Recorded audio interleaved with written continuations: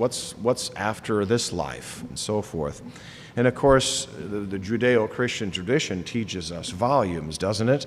We have to return to the beginning, a very fine place to start. I feel a song coming on, but I'll spare you, okay? The Genesis story, of course, of the fall narrative is that God created man and woman in his own image and likeness. And, of course, we know that a third party arrived. It was a fallen archangel. And the problem was that they started dialoguing with the evil one. And he convinced our first parents that God was holding back something good from them, when in reality, God was holding back something bad from them.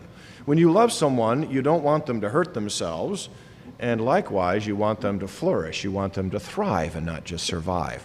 God told them, don't eat from the tree of knowledge of good and evil, lest you die.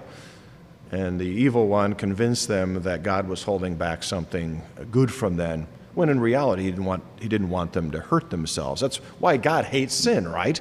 It's not that he's lost control of us. He's infinitely powerful.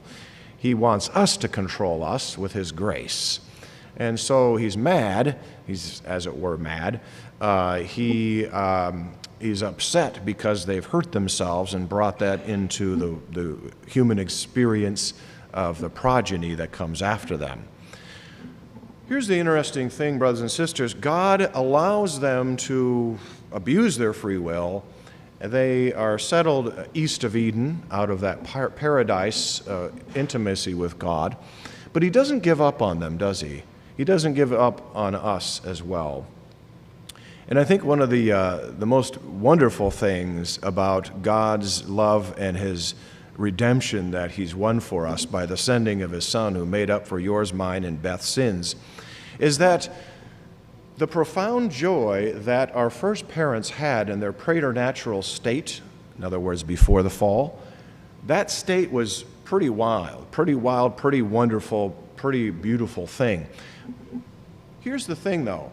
After trillions of sins, literally trillions of sins of humanity, that God will give us even something more profound, more perfect, more beautiful. And that the glory of heaven, St. Paul talks about this. I consider the sufferings of the present as nothing compared to the glory that is to be revealed in us. It's a wonderful thing, the generosity of God. And so wherever we are in our lives, how we've wandered from God, how we're not quite there with him, he's a patient, loving brother who calls to us, who beckons to us.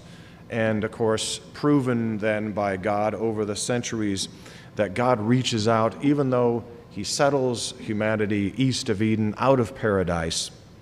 He had a plan. He had a plan of redemption to bring about something even more profound, more wonderful than what the preternatural state for our first parents was. That's generosity, huh? That's real love. So we know the story, right? We know that God reaches out in the way of covenants throughout the Old Testament as recorded there, highly symbolic language, but nonetheless. And then in the fullness of time, he gets personally involved with our messy little world. He not only comes to dwell with us, he becomes one with us in the incarnation. And so he comes to us in profound humility, precisely that